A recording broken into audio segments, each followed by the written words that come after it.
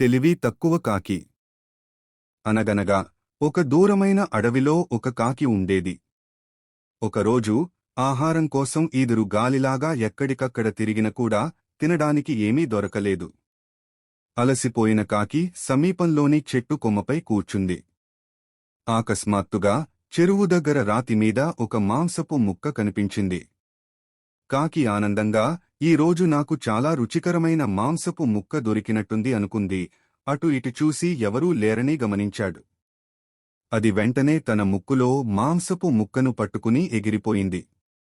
ఆ మార్గంలో చాలా కాకులు కనిపించాయి కాని ఎవరితోనూ ఆ మాంసాన్ని పంచుకోనని నిర్ణయించుకున్నది. ఓ దూరపు చెట్టు పైకొమ్మకు ఎగిరి కూర్చుంది. అదే సమయంలో ఒక నక్క అడవిలో తిరుగుతూ ముక్కులో మాంసపు ముక్కతో ఉన్న కాకిని చూసింది. ఆహా, ఇది రుచికరమైన మాంసపు ముక్కలా ఉంది అనుకుంది నక్క. ఈ మాంసం నాకు రావాలి, నేను దానిని ఎలాగైనా పొందుతాను. నక్క కాకితో మాటలు కలిపి అతడి ముక్కు తెరవడానికి ప్రయత్నించింది. హలో, అందమైన కాకి, ఎలా ఉన్నావు? నీ రోజు ఎలా ఉంది? అంది నక్క. నక్క మళ్లీ అదే మాటలు పలుకుతూ కాకితో మాట్లాడడం మొదలుపెట్టింది. హలో, అందమైన కాకి, ఎలా ఉన్నావు? నీ రోజు ఎలా ఉంది? అంది నక్క. కాకి తన నోటిని తెరిచిన క్షణంలో మాంసపు ముక్క నేలపై పడిపోయింది.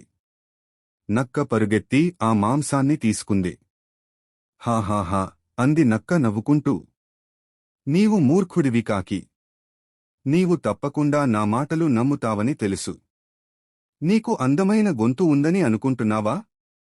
హాహా, అస్సలు కాదు అంటూ నక్క ఆ మాంసాన్ని తింటూ అక్కడ నుండి వెళ్ళిపోయింది. కాకి ప్రశాంతంగా కూర్చుని తన తప్పును గ్రహించింది. తాను ఎంత మూర్ఖుడిగా ప్రవర్తించాడో అర్థమైంది. Don't forget to like and subscribe.